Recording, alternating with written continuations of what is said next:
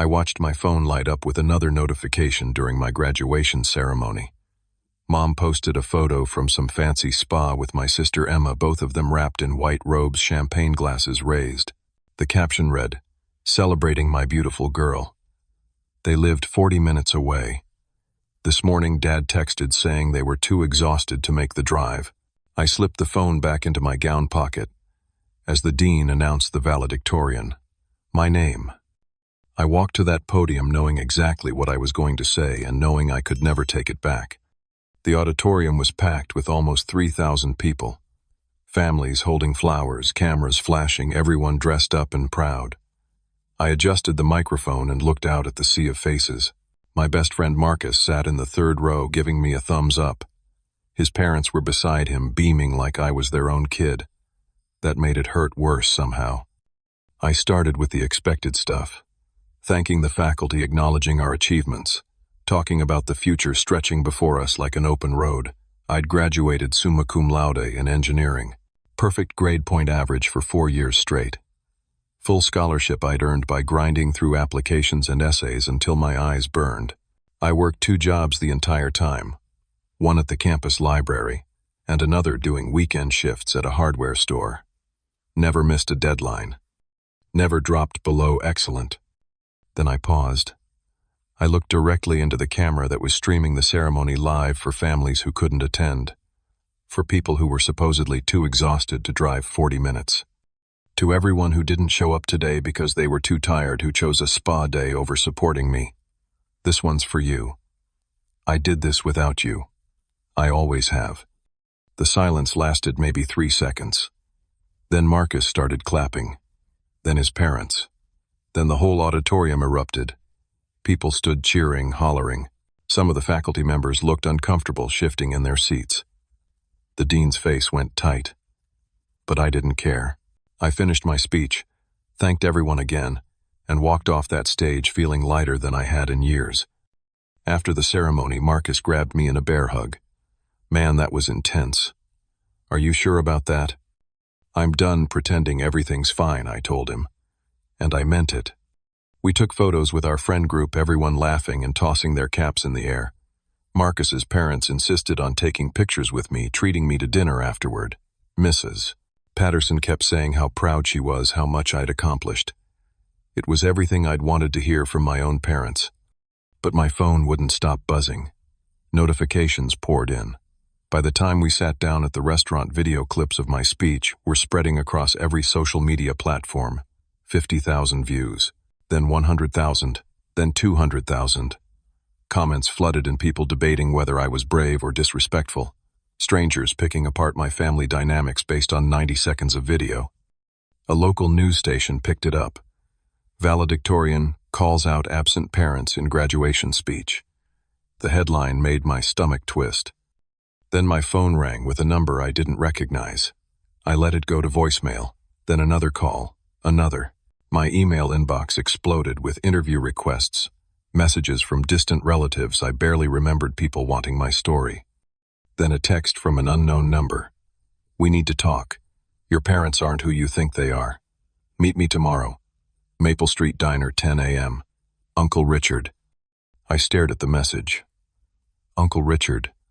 My dad's brother. I hadn't seen him since I was maybe 7 years old. There'd been some huge falling out, the kind families don't talk about. Just vague references to a disagreement. And then Richard disappeared from our lives completely. Marcus looked over my shoulder. Who's Uncle Richard? I don't really know. He's been gone since I was a kid. Could be a setup. Some reporter pretending to be family. Maybe. But something in my gut said it was real. My girlfriend Sarah called while we were finishing dinner. She'd seen the video, heard about it from 3 different friends.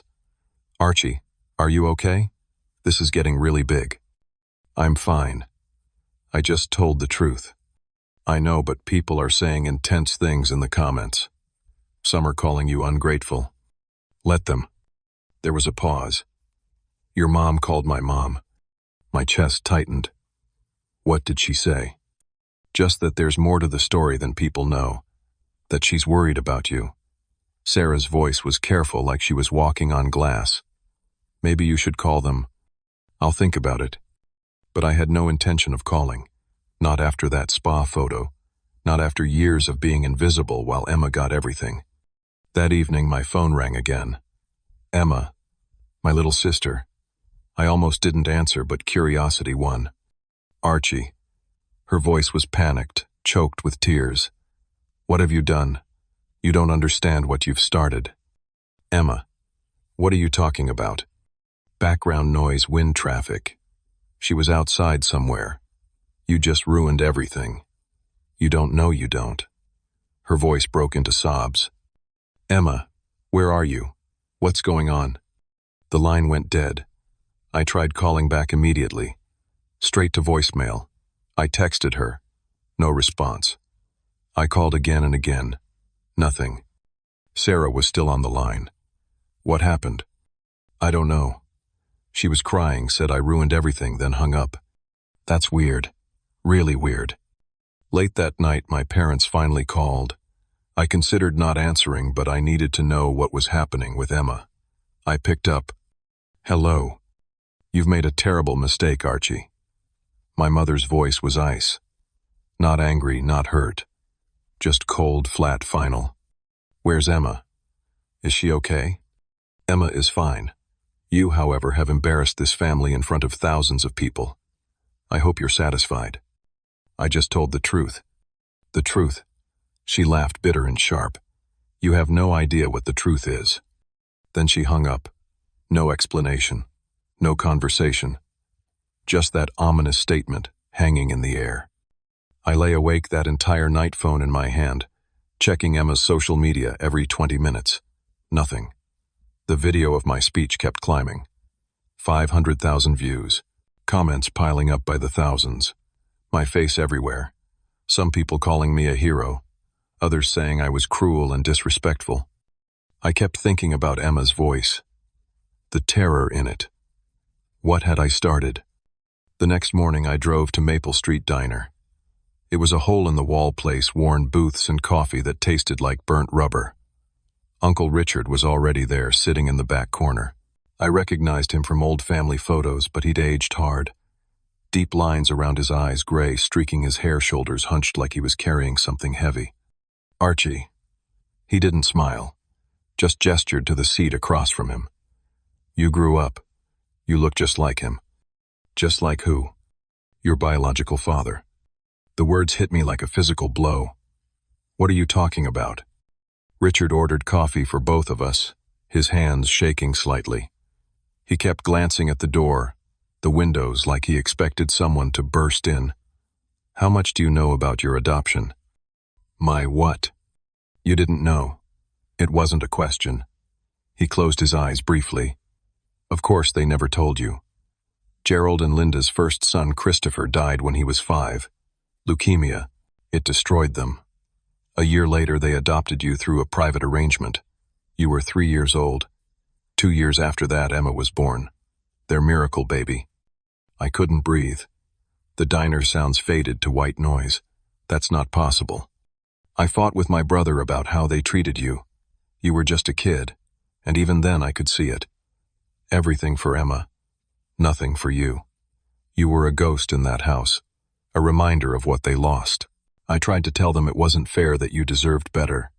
Gerald told me to mind my own business. We haven't spoken since you were 7. My coffee sat untouched, going cold. Why are you telling me this now? Richard pulled out a folder, slid it across the table. Because your biological parents didn't give you up willingly. Your father, Nathan Caldwell, is serving life in prison for racketeering and organized crime. Your mother, Catherine, was deemed an unfit parent. The state removed you and placed you for adoption. I opened the folder with numb fingers. Adoption papers, court documents, photos of people I didn't recognize.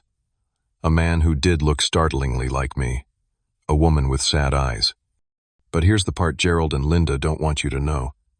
The Caldwell family has been paying them $20,000 a month for the past 18 years. It's listed as consulting fees, but it's hush money. In exchange, your parents agreed to never tell you about your origins and to keep you away from the Caldwell family. $20,000 a month. For 18 years. I did the math in my head. Over $4 million. Where did that money go, I asked, though I already knew. Certainly not to you. Emma's private school, the vacation house in the mountains, investment properties, Gerald's new truck every other year, Linda's shopping trips. You worked 2 jobs through college while they collected money that was meant for you. I thought about struggling to pay for textbooks, eating ramen for weeks straight, working night shifts at the hardware store when I should have been sleeping, all while they had millions. Why are you telling me this now? Because yesterday I got a call from Nathan's brother, Vincent Caldwell. Your speech went viral. Your face is everywhere. The Caldwell family knows where you are now. Vincent wants to meet you. Why? Richard's face was grim. These people don't do anything without an agenda. They're not interested in a family reunion. They want something from you. And they're dangerous, Archie. Really dangerous. My phone buzzed. A text from an unknown number. We should talk. Your family. Real family. Coffee tomorrow. Richard saw my face. That's them, isn't it? I showed him the message. Don't respond. Don't meet them. These people ruin lives. What about Emma? She called me last night terrified. Said I'd ruined everything. Richard's expression darkened. Emma knows more than you think. Your parents probably told her years ago. She's been complicit in keeping you in the dark. That hurt worse than anything. My little sister, who I'd protected and defended our whole lives, knew I was adopted, knew about the money, let me struggle while she benefited. Before I could process that, Richard's phone rang. His face went white. They're here. We need to leave. Now. What? Who? Caldwell people. I was followed. He stood quickly, threw cash on the table. Go home. Don't contact me again. I'm sorry, Archie. I should have done this years ago, but I was scared. I'm still scared. We rushed out through the back. In the parking lot, a black SUV with tinted windows sat across the street. Richard practically ran to his car, started it with shaking hands, and drove off without looking back. The SUV didn't follow Richard. It followed me. I drove home with the SUV maintaining a steady distance behind me. Not threatening, just present. A reminder that I was being watched. When I parked at my apartment building, the SUV pulled up beside me. A man in his 50s stepped out. Expensive suit, graying hair, confident smile. Nothing like the threatening figure I'd imagined. Archie, I'm Vincent Caldwell. Your uncle. Your father's brother. He extended his hand. I've waited a long time to meet you. I didn't shake his hand. What do you want? Just to talk. Can we go somewhere private? There's a coffee shop around the corner. Every instinct screamed to refuse. But I was also curious and angry. This man's family had paid my parents millions while I struggled. I wanted answers. The coffee shop was quiet, mid-morning lull. Vincent ordered 2 coffees without asking what I wanted, took a corner booth. He pulled out his phone, showed me photos. Your father, Nathan. He was 25 there. See the resemblance? I did. Same jawline, same eyes, same way of holding his shoulders. Your mother, Catherine. Beautiful woman. Struggled with addiction, but she loved you fiercely. Losing you broke her. The woman in the photo looked fragile, haunted. But there was warmth in her smile. Nathan made mistakes, Vincent continued. Bad choices. Got involved with the wrong people, did things he regrets. But he loved you, Archie. When the state took you, it destroyed him. We tried to get you back through legal channels. Fought for custody. Lost. Then Gerald and Linda adopted you, and suddenly every door closed. So you paid them. We wanted to ensure you had a good life. $20,000 a month should have given you everything. Private schools, college tuition opportunities. We thought we were helping. They kept it all. Vincent's expression hardened. I know. We've been watching, waiting for you to turn 18 so we could contact you directly. But you were smart, kept your head down, stayed off social media. Then that speech. Suddenly there you were. He leaned forward. Your parents took our money and gave you nothing. They used you as a paycheck for 18 years. Over $4 million. Where is it? investment properties, vacation homes, Emma's lifestyle. You got scraps. It was true. Every word of it. And the anger that had been simmering since yesterday boiled over. What do you want from me? I want to offer you what you should have had all along. A family, an opportunity. Come work for the family business. Caldwell Development. We do real estate commercial properties. Legitimate work. You're an engineer. We need smart people. Starting salary $120,000 a year. $120,000. More than double what I'd been offered at any other job. Plus we'll pay off your student loans, all $60,000. Consider it back payment for what Gerald and Linda stole from you. It sounded too good to be true. Because it was. Why? Because you're family. Because we've waited 18 years to take care of you. Because it's the right thing. And there's no catch. Vincent smiled and something cold flickered behind his eyes. No catch. Just know that your adoptive parents will try to stop this. They'll lose their income if you learn the truth. They'll fight dirty. He slid a business card across the table. Take a week. Think about it. But Archie, you deserve better than what they gave you. Let us help. After he left, I sat there for an hour, turning the card over in my hands. $120,000. Student loans erased. A real career. Everything I'd worked for handed to me. But Richard's warning echoed in my head. These people are dangerous. That evening, someone pounded on my apartment door. I opened it to find my father, Gerald, red-faced and furious. My mother, Linda, stood behind him crying. You need to shut your mouth and stop this nonsense. Gerald pushed past me into the apartment. Get out. You've destroyed our family with your selfishness. He was yelling now, spit flying. That speech talking to Richard now, the Caldwells. You're ruining everything. Ruining what your cash flow. Linda gasped. How dare you? We took you in. We raised you. Do you know how hard that was? Took me in. You mean adopted me and never told me. Used me as a paycheck for 18 years while I worked myself to death. Gerald's face turned purple. That money was compensation for dealing with you. Do you know what it's like? Raising someone else's criminal spawn. The words hung in the air. Criminal spawn. We gave you a normal life, Linda added, her voice shaking. We protected you from that world. You should be grateful. Where's the $4 million? Silence. Where is the money? Gerald finally spoke. We invested it. It's ours. We earned it dealing with you all these years. Earned it by ignoring me, by treating Emma like a princess, while I paid my own way through everything. Emma is our daughter, Linda screamed. Our real daughter. You were just someone we had to take care of. The truth, finally. No pretense left. Get out of my apartment. We'll sue you, Gerald threatened. Defamation. That speech slandered us. We'll take everything you have. I have nothing. You made sure of that. We'll destroy you. Expose your biological family, ruin your reputation. No one will hire you when they know you're Nathan Caldwell's son. They left, slamming the door hard enough to rattle the frame. An hour later, Emma texted. Can we talk alone? We met at a park near her apartment. She looked terrible. Weight loss I hadn't noticed before. Dark circles. Shaking hands. I'm sorry, she said immediately. I'm so sorry, Archie. You knew. You've known for years. Since I was 16. I overheard them talking about it. Tears streamed down her face. I didn't know how to tell you. And I was scared. Scared of what? Of losing everything. My lifestyle depends on that money continuing.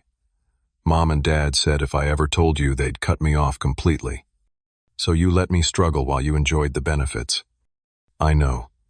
I know it was wrong. I hate myself for it. She grabbed my arm. But Archie, please don't connect with the Caldwells. If that money stops, I don't know what will happen. I pulled away. That's what this is about, money. You don't understand. There's more. Things I can't tell you yet. Then what can you tell me? Emma looked around nervously. Mom and Dad aren't just taking money from the Caldwells. They're involved in something bigger, something dangerous. And if you expose them, it won't just be about money. People will get hurt. What people? I can't. Not yet. Just please don't do anything with Vincent Caldwell. Don't take his offer. Don't trust him. Why should I trust you? You've lied to me for years. Because I'm your sister. Despite everything, I do love you. And I'm trying to protect you. She left before I could respond, practically running to her car. I sat on that bench for 2 hours trying to make sense of everything. My entire life was a lie. My family had used me. Emma knew and said nothing. The Caldwells wanted something from me, and everyone kept saying things were more dangerous than they seemed. But no one would tell me the whole truth. I called Marcus the next day. He worked in financial compliance at a bank downtown. If anyone could help me understand what was really going on, it was him. I need you to look into something. Caldwell Development LLC, Vincent Caldwell. Quietly. Marcus hesitated.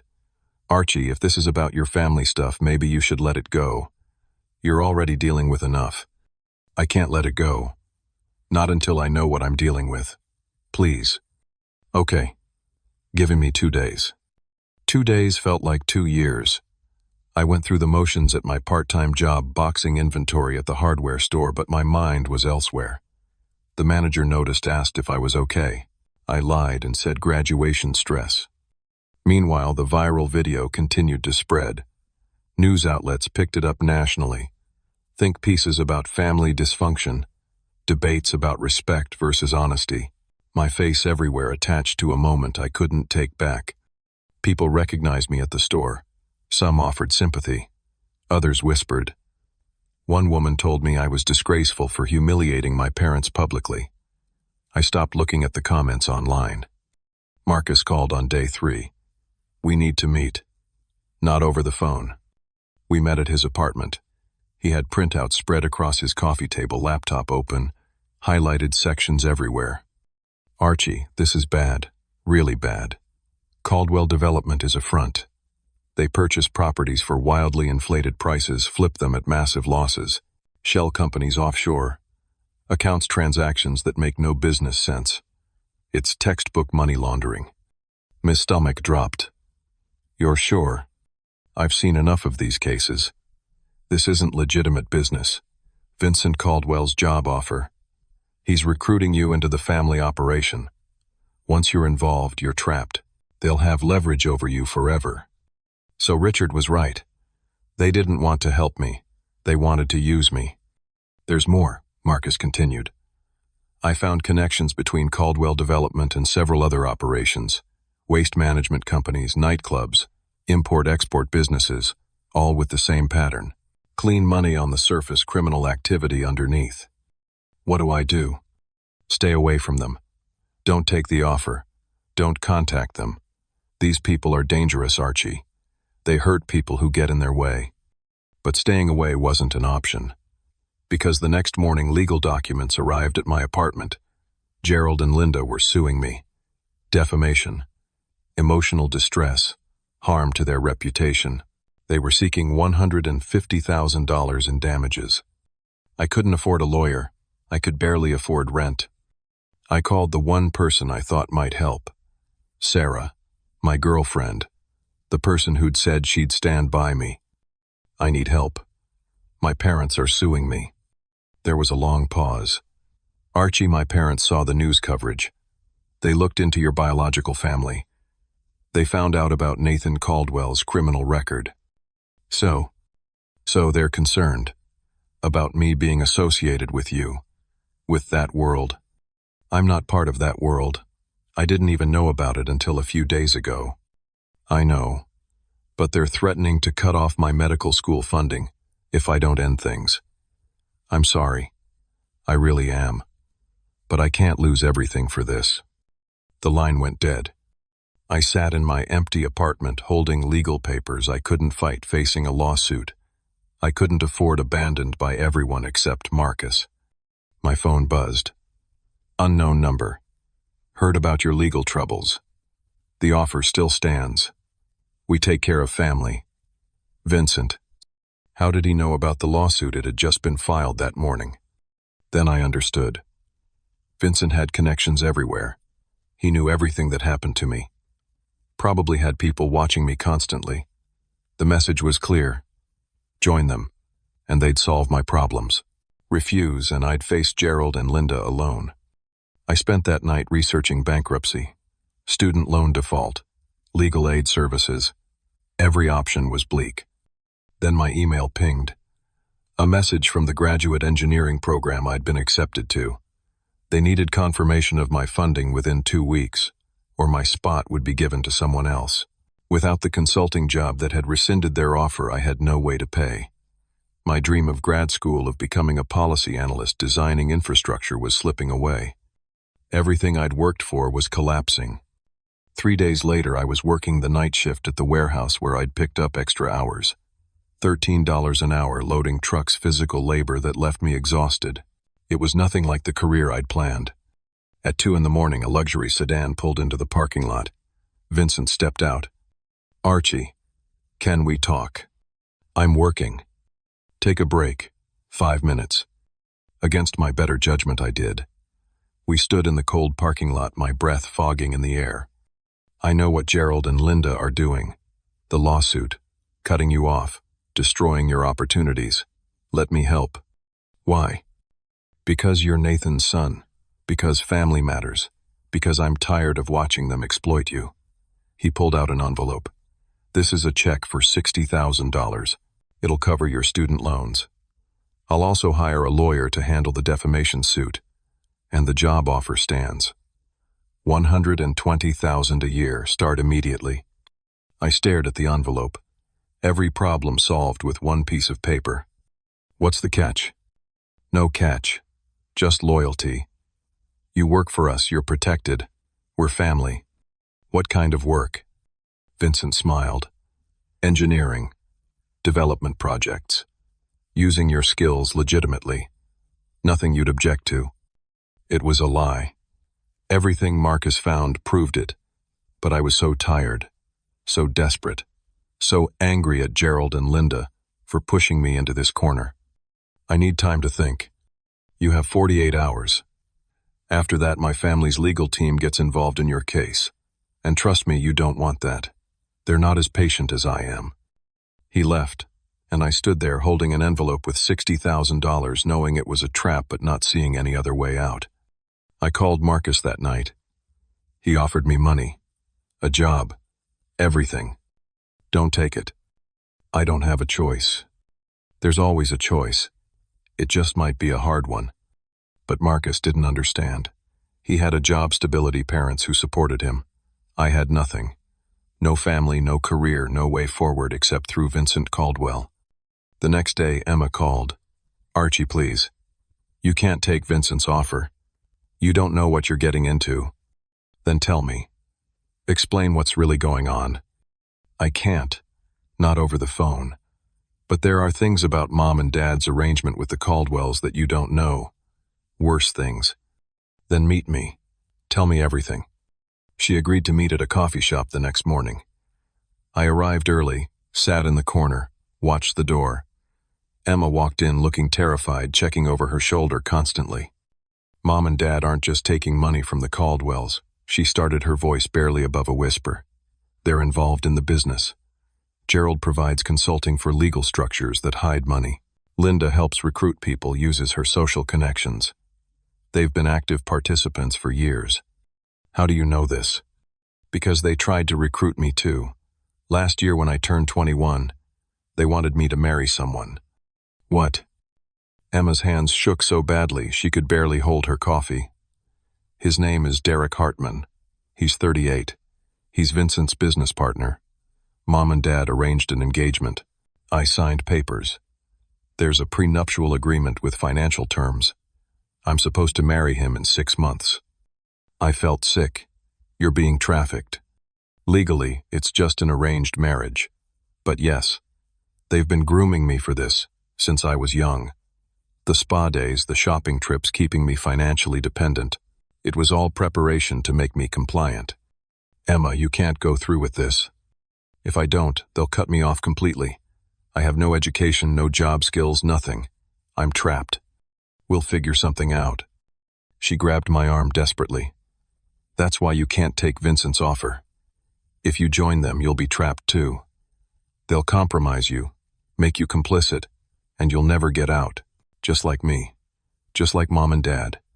After she left, I sat there trying to process everything. My parents weren't just neglectful or greedy.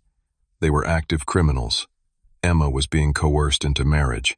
Vincent's offer was a recruitment into organized crime, and I was standing at the crossroads with 48 hours to decide. That evening, I got another text, this time with an attachment. Photos of Emma at formal events with Derek. She looked miserable in every single one. Documents showing the engagement contract, financial terms conditions about behavior and discretion. The message read, "She told you. Now you understand the stakes. Join us, or watch your sister become property. Choose wisely." They'd been listening, recording, monitoring everything, and now they had leverage. I spent the next 24 hours trying to find a way out. I researched federal agencies that handled organized crime. I read about witness protection. I looked into legal aid services. Every option seemed impossible without evidence, and getting evidence meant putting myself in danger. Marcus helped me think through possibilities. You need proof. Recordings, documents, something concrete that law enforcement can use. How do I get that without them knowing? You don't. It's too dangerous. But what choice did I have? Emma was being forced into marriage. I was being recruited into a criminal organization. Gerald and Linda were suing me. Everything was accelerating toward disaster. Then I remembered the journalist, Jennifer Sullivan. She'd been covering my viral graduation story, had reached out multiple times for an interview. Her articles seemed sympathetic, focused on family dysfunction rather than sensationalism. I contacted her. We met at a library away from cameras and crowds. I want to tell you everything I said, but I need help. Not just a story, real help. Jennifer listened as I explained the Caldwells, the money laundering, Emma's forced engagement, my parents' involvement. She took notes, asked clarifying questions, and didn't seem shocked by any of it. This is bigger than a human interest story, she finally said. This is investigative journalism, crime reporting. It could take months to verify and publish safely. I don't have months. Vincent wants an answer in 24 hours. She thought for a moment. What if we get him on tape? Admitting to the criminal activity, the coercion, everything. Then we go to the FBI with evidence. How? You wear a wire. Meet with him. Get him talking. It seemed insane, dangerous, exactly the kind of thing that got people killed in movies. But I was out of options. Jennifer provided the recording equipment, a tiny device that fit in my shirt pocket, nearly invisible. We practiced conversation strategies, ways to guide Vincent into incriminating statements without seeming obvious. The next morning I texted Vincent. I want to accept your offer. Can we meet to discuss details? He responded immediately. Tonight, 7 p.m., Riverside Restaurant. Bring your appetite. That gave me 9 hours to prepare and panic. Marcus tried to talk me out of it. This is insane. These people kill witnesses. Emma's running out of time. So am I. Then go to the police now. Without a recording. With what evidence? Everything's circumstantial. They'll dismiss it. And then Vincent will know I tried. At least this way I might get something useful. I spent the afternoon rehearsing questions, imagining scenarios. Jennifer coached me through it, staying calm while I fell apart. Remember, let him talk. Ask open-ended questions. Don't push too hard. Let him feel in control. At 6:30 I put on the wire. Jennifer checked the sound quality, gave me a thumbs up. You've got this. I'll be nearby monitoring everything. Riverside Restaurant was expensive.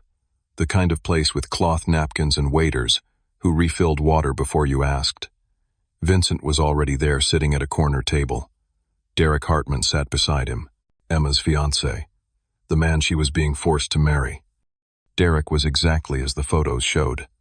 Mid-30s, cold eyes, expensive suit. He looked at me like I was a business transaction.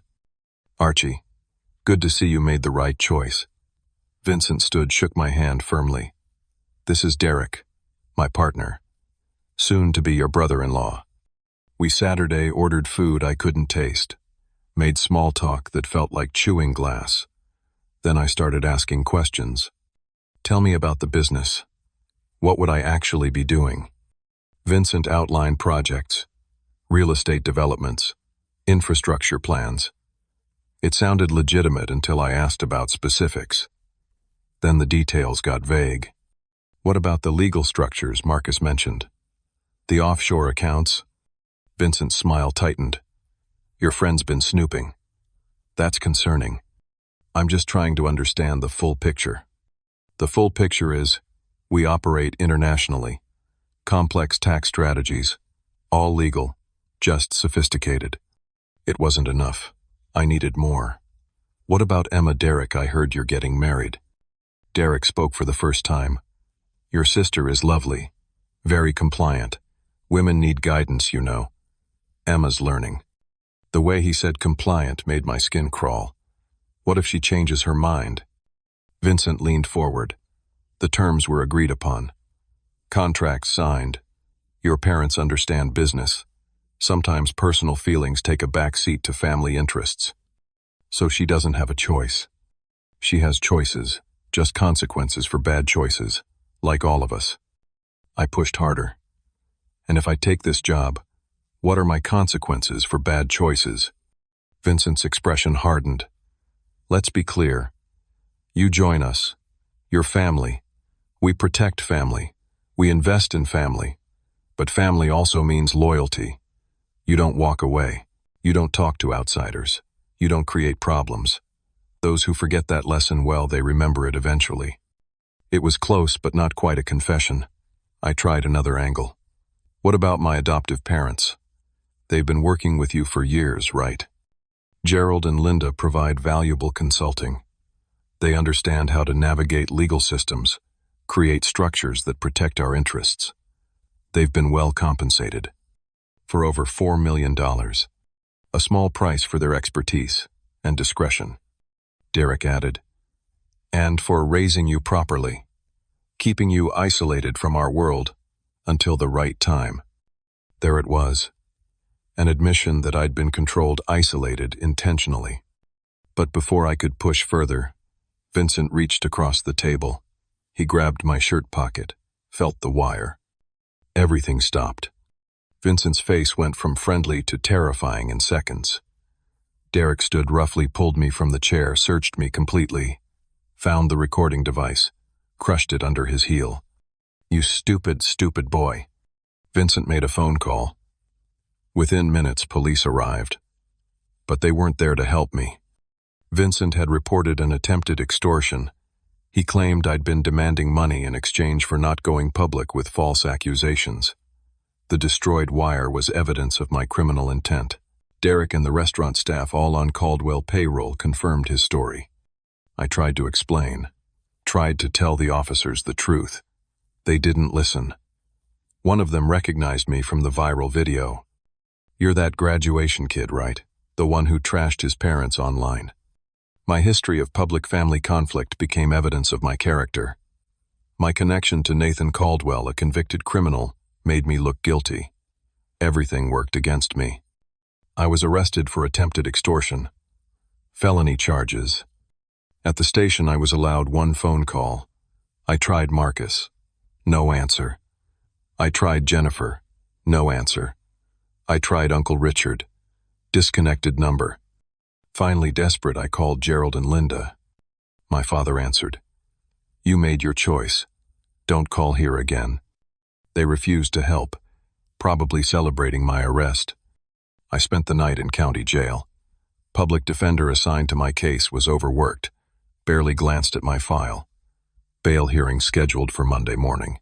It was Friday night. 3 days in a cell, facing years in prison for trying to expose the truth. Saturday morning, a guard brought me to an interview room. My public defender sat there with a man I didn't recognize. Middle-aged, tired eyes, cheap suit. "Archie, this is Thomas Wright. He has some information you need to hear." Thomas looked at the guard. "Privacy, please." Once we were alone, Thomas pulled out FBI credentials. "I'm Federal Agent Thomas Wright. I've been undercover for 2 years investigating the Caldwell organization, and you just became very important to my case." I stared at the FBI badge, trying to process. "You've been investigating them. Nathan Caldwell's organization has been on our radar for 15 years. Vincent took over when Nathan went to prison, expanded the operation, money laundering, extortion, human trafficking through coerced marriages. We've built a case, but we've been missing the financial paper trail." "How does that involve me?" "Your Uncle Richard contacted us 8 months ago. He had evidence of the payments to Gerald and Linda, suspected the money was criminal proceeds, but he was too scared to testify. Then your graduation video went viral. It corroborated everything Richard said. The payment structure, the favoritism, the family dynamics. It gave us the opening we needed." "So you've been watching me this whole time?" "Yes. We saw Vincent approach you. We monitored your investigation with Marcus. We knew about your meeting with Jennifer." He paused. "We let you get arrested." Anger flooded through me. "You let me sit in jail. We needed Vincent to think he'd won, to get comfortable, to make mistakes. Your arrest convinced him you're neutralized, no longer a threat. That gives us room to work." "Work on what?" "We have financial records, witness testimony, surveillance. But we need one more thing, Emma. She's the key witness to the coerced marriage operation. That proves the organization uses extortion and human trafficking, not just financial crimes. With her testimony, we can dismantle the entire network." Emma's terrified.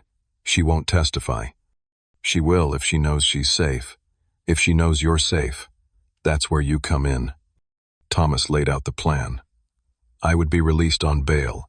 FBI arranged. I would contact Emma, convince her to meet. Wearing a proper FBI wire this time, I'd get her to describe the coercion, the threats, everything Derek and Vincent had done. Once we had her confession on tape, agents would move in. Arrest Vincent, Derek, Gerald, Linda. Everyone involved. What if they figure it out? Kill us before you can arrest them. There's risk. Real risk. These people have killed witnesses before, but we'll have agents positioned nearby. At the first sign of danger, we extract you both. And after Emma and I just go back to normal life. Witness protection if necessary. New identities, relocation. Or you can stay if you want once the organization is dismantled." I thought about Emma trapped in an engagement to a violent criminal. About all the other people the Caldwells were probably exploiting. About my parents profiting from crime for almost 2 decades. What about the charges against me? Dropped completely. The extortion accusation was false. We have evidence Vincent planted it. You'll be cleared. And my parents. They'll face charges as co-conspirators. Likely prison time. Part of me felt sick at that. They'd raised me, even if poorly. But mostly I felt nothing. They'd chosen crime and money over being real parents. I'll do it. But I want protection for Emma, for Uncle Richard, for Marcus. Everyone who's helped me. Done. Thomas made calls. Within 2 hours, bail was mysteriously posted. I was released with stern warnings from the judge about staying away from the Caldwell family. Perfect cover. Outside, Thomas met me in an unmarked car. "We need to move quickly. Derek and Vincent think you're neutralized, but that won't last. They'll expect Gerald and Linda to keep you quiet." He drove me to a safe location, a nondescript office building. Inside, 3 other agents waited. They fitted me with a proper recording device, this one completely undetectable. Coached me on how to talk to Emma, what to ask, how to keep her calm. "She trusts you more than anyone," Thomas said. "Appeal to that. Remind her you're family, real family. Tell her about the FBI protection. What if she panics?" Warns Vincent. "That's the risk. But we think she wants out. The question is whether she's brave enough to take the chance." I called Emma from a burner phone. She answered on the first ring. "Archie, I heard you were arrested. Are you okay?" "I'm out. I need to see you." It's urgent. Life or death, urgent. I can't. Derek's watching everything. He took my phone, only gave it back an hour ago. Please, Emma. Grant Park. 2 p.m. tomorrow. Alone. If you've ever trusted me, trust me now. Silence. Then okay. But if Derek finds out, he'll hurt me. He won't find out. I promise. The next day, FBI agents positioned themselves around Grant Park. Thomas assured me they'd be invisible but close. If anything went wrong, they'd intervene immediately. Emma arrived looking worse than ever, skeletal thin, bruises on her wrists badly hidden by long sleeves, fear in every movement. We sat on a bench by the pond, families feeding ducks nearby, normal life happening around us while we discussed criminal conspiracies. Emma, I need you to tell me everything. About Derek, Vincent, Mom, and Dad. Everything. Why? What's going to change? Because I found a way out. For both of us. But I need you to trust me. Completely. She studied my face. Are you recording this? The moment of truth. Lie to my sister, or risk her warning Vincent. Yes. The FBI is listening. They've been investigating the Caldwells for years. They can protect you, give you a new life, but they need your testimony. Emma started to walk away. I grabbed her hand. He's going to hurt you, Emma. Derek will hurt you. Maybe kill you eventually. Is that the life you want? Married to a criminal, forever trapped, always afraid. She sank back onto the bench, crying. I don't know how to do anything else. Mom and Dad made sure I was useless dependent. What would I even do? Anything you want. College. A job. A real relationship with someone who doesn't own you. Freedom. What about Mom and Dad? If I testify, they go to prison. They chose this. They sold you, Emma. Literally sold you for money and protection. They don't deserve your loyalty. She cried harder. Then slowly she started talking. She described how Gerald and Linda had introduced her to Derek when she was 19, casual at first, then increasing pressure. By 20, they were discussing marriage. At 21, contracts were signed. She received a $100,000 payment for agreeing. More money would come after the wedding. But the contract included clauses about obedience, confidentiality requirements to participate in business functions. She'd be a trophy wife, a cover for criminal activity. She described Derek's violence, slapping her when she questioned things, controlling her movements, her phone, her friends. The engagement had become a prison. She talked about Vincent's operation. Properties used for money laundering, legitimate businesses hiding criminal proceeds, how Gerald helped create legal structures to hide everything, how Linda recruited other young women through her social circles, grooming them for similar arrangements. It all poured out. Years of secrets, coercion, abuse. The FBI recording captured everything. Then Emma looked directly at me. If I do this, testify against them, will they really protect me? I promise. New life. New identity if you want it. Freedom. She nodded. Okay, I'll do it. Thomas and 3 other agents appeared. Emma jumped terrified, but I held her hand. It's okay. They're here to help. Thomas spoke gently. Emma, thank you for your courage. We're going to take you somewhere safe now. Archie, too. Within the hour, we'll begin arrests. Vincent Caldwell, Derek Hartman Gerald, and Linda Patterson. Others in the organization. This ends today. We were taken to a secure location. A hotel room with agents stationed outside. Emma and I sat together watching the clock, knowing that somewhere in the city, FBI teams were moving. At 6 p.m. Thomas called. It's done. Vincent and Derek arrested at Caldwell Development offices. Gerald and Linda arrested at their home. 14 other arrests across the state. Financial records seized. It's over. Emma burst into tears. Relief, fear, shock, everything at once. What happens now? I asked. Trials will take months. You'll both need to testify. But the charges are solid. They're not getting out of this. And us. Witness protection is available if you want it. Or you can rebuild your lives publicly. Your choice. Emma looked at me. What do you think? I think we've been hiding our whole lives. Living in fear, controlled by them. Maybe it's time to stop hiding. She squeezed my hand. Okay. We stay. The trial took 8 months. Vincent Caldwell received 25 years for racketeering, money laundering, and human trafficking conspiracy. Derek Hartman got 15 years plus additional charges for assault and domestic violence against Emma. Gerald and Linda each received 7 years for conspiracy and receiving criminal proceeds. Emma testified bravely, describing the coercion and abuse. The courtroom sat in stunned silence as she detailed how her own parents had sold her into a forced marriage. When the prosecutor asked why she came forward, she said, "Because my brother taught me that speaking up, even when it costs everything, is the only way to be free." I testified about the payments, the recruitment attempts, the systematic control. The defense tried to paint me as a troubled adopted child with an axe to grind, but the evidence was overwhelming. Financial records, recordings, testimony from a dozen witnesses. The Caldwell organization collapsed.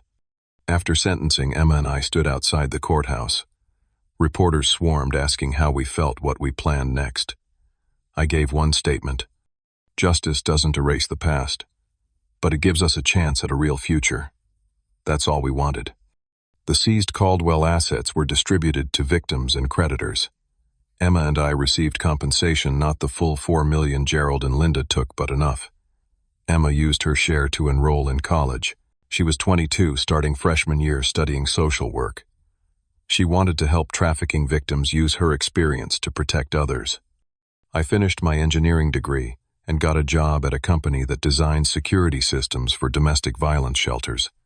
The salary was $90,000, not the 6 figures Vincent promised, but it was honest work, meaningful work.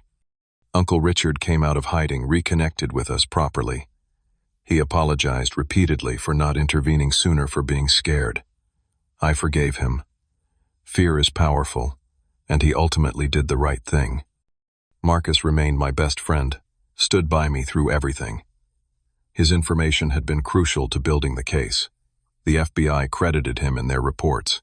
He was promoted at work partly for his role in exposing the financial crimes. Sarah, my ex-girlfriend, reached out months after the trial. She apologized, said she made a mistake abandoning me, but I'd moved on. I'd learned that real relationships don't disappear when things get hard. I started dating someone new, Rachel, a therapist who specialized in family trauma. We met at a support group for adult children of narcissistic parents. She understood wounds I didn't have to explain. We took things slowly, building something healthy from the ground up. My biological mother, Catherine, reached out after the trial. She'd gotten sober, been clean for 3 years. We met for coffee, awkward and careful. She cried, apologized for losing me, for the addiction that destroyed our family. I didn't forgive her immediately, but I agreed to keep talking, to try. Nathan, my biological father, remained in prison. I visited him once. He looked old, broken, nothing like the photographs Vincent showed me. He told me he was proud of how I turned out despite everything. That taking down Vincent's operation took courage he'd never had. I didn't know what to say to that. I still don't. 2 years after my graduation, I was invited back to the university. They wanted me to speak at commencement. Standing at the same podium where everything started, I looked out at a new graduating class. 2 years ago, I stood here and said something that changed my life. I called out people who didn't show up for me. I had no idea what I was starting. I thought I was just expressing frustration. Instead, I exposed a criminal organization that had controlled my entire life.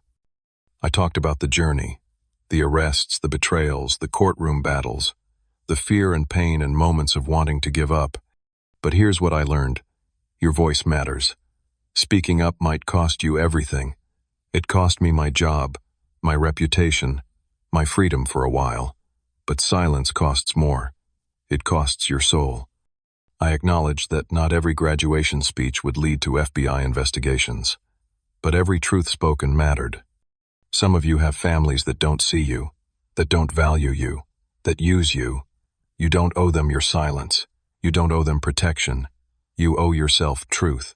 And sometimes that truth is hard. Sometimes it destroys relationships. Sometimes it leads to consequences you can't predict. But living a lie is worse. Being controlled is worse. Losing yourself to keep the peace is worse. I looked directly into the camera just like I had 2 years ago. To everyone watching, to everyone who's afraid to speak up because of what you might lose, you're stronger than you know. You deserve better than what they're giving you. And your voice, your truth, your courage can change not just your life, but maybe save someone else too. My sister is free today because I refused to stay silent. That's worth everything I lost. The auditorium erupted in applause. Students stood cheering. I saw Emma in the front row, tears streaming down her face, clapping so hard her hands must have hurt. After the ceremony, dozens of students approached me. They shared their own stories of family dysfunction, exploitation, abuse. I listened, validated, connected them with resources. Emma and I had started a nonprofit by then, Speak Up Initiative, helping young adults escape family-based financial and emotional abuse. Every person who reached out became part of our network, part of the community we were building. 3 years after the trial, Emma graduated with her social work degree. I sat in the audience with Rachel, uncle, Richard, Marcus, and Catherine, Emma's biological family, the one she chose. When her name was called, we screamed loud enough to embarrass her. She laughed, waved, walked across that stage with her head high. No forced marriage, no controlling parents, no criminal organization owning her future. Just Emma, free to become whoever she wanted to be. That evening, we celebrated at Marcus's apartment. Pizza, cheap wine, terrible karaoke. Rachel taught Emma some therapy techniques for working with trauma survivors. Marcus and I argued about baseball. Uncle Richard told embarrassing stories about my dad Gerald from when they were kids before money and crime corrupted him. Catherine sat quietly smiling, grateful to be included. At one point, Emma pulled me aside. I never thanked you properly for saving me. You saved yourself. You chose to testify. Only because you showed me it was possible. That speech at your graduation, it started everything. I was crying in that parking lot because I knew everything was about to change. I was terrified, but you were right. Change was exactly what we needed. We both deserved better. We got better. Eventually. That's what matters. 4 years after my graduation speech, Vincent Caldwell died in prison. Heart attack. I felt nothing when I heard. No relief, no sadness, nothing. He was just a man who tried to control people and failed. Derek Hartman was still serving time. Gerald and Linda had 2 years left on their sentences. I hadn't visited them once. Emma had visited Linda twice, trying to find closure, trying to understand how a mother could do what she did. She never got satisfying answers. 5 years after the speech, I proposed to Rachel. Not at some fancy restaurant or public place. Just in our apartment making dinner together, realizing I wanted every ordinary moment with her forever. She said yes. Emma was maid of honor. Marcus was best man. Uncle Richard walked me down the aisle since my father couldn't. Catherine sat in the front row, sober and proud. The ceremony was small, intimate, filled with people who'd earned their place in our lives. At the reception, I gave a short toast. Family isn't about blood. It's about who shows up, who stands beside you when everything falls apart, who tells you the truth, even when it's hard. Thank you all for being my real family. Today, 6 years after that graduation speech, Emma and I run the Speak Up Initiative full-time. We've helped over 200 young adults escape toxic family situations. We provide legal resources, financial planning, therapy connections, safe housing when needed. We speak at conferences, write articles, train social workers and law enforcement on recognizing family-based exploitation. The viral video still surfaces occasionally. New audiences discover it, debate it, analyze it. Some people still think I was disrespectful. Others see it as brave. I don't worry about the opinions anymore. I know what that moment was. The beginning of freedom. Sometimes people ask if I regret the speech. If I could go back knowing everything that would happen, would I still do it? Every single time. Because that speech didn't solve anything immediately. It started a war that nearly destroyed me. But it also freed me. Freed Emma. brought down criminals, found my purpose, led me to real family, real love, real life. Speaking up cost me everything temporarily, but silence would have cost me myself permanently. And that's a price I'm not willing to pay.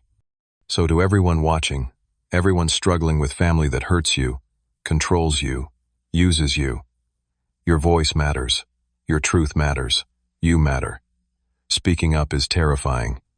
The consequences can be devastating, but you're stronger than you know. And freedom, real freedom, is worth fighting for. That graduation speech was supposed to be about achievement, about my academic success. Instead, it became about survival, about refusing to accept abuse as normal, about choosing myself when no one else would. And you know what? That's the real accomplishment. Not the perfect grades or the engineering degree, but learning that I was worth fighting for, that my voice deserved to be heard, that I didn't have to accept crumbs and call it love. If you're in a situation like I was, like Emma was, know this: it's not your fault. You didn't create the dysfunction. You're not responsible for fixing broken people, and you have every right to walk away, speak up, and choose yourself. Your family might call you ungrateful, disrespectful, selfish. Let them. Their opinions don't define your worth. Your safety, your mental health, your future matter more than keeping their secrets. And if speaking up leads to chaos, remember, you didn't create the chaos. You just stopped pretending it didn't exist. Sometimes the only way out is through. Sometimes you have to burn it all down to build something real. 6 years later, I'm standing in the life I fought for. It's not perfect. I still have hard days. Emma and I both deal with complex trauma therapy appointments, triggers we're still learning to navigate. But it's ours. Real, honest, free. And that makes every difficult moment worth it. So here's my question for you. Have you ever had to choose between speaking your truth and keeping the peace? What happened? And do you regret your choice? Drop your story in the comments. You're not alone in this. Sometimes just sharing your experience helps someone else find courage to speak up too. If this story resonated with you, if you've faced similar family dynamics, or know someone who has, please hit that like button.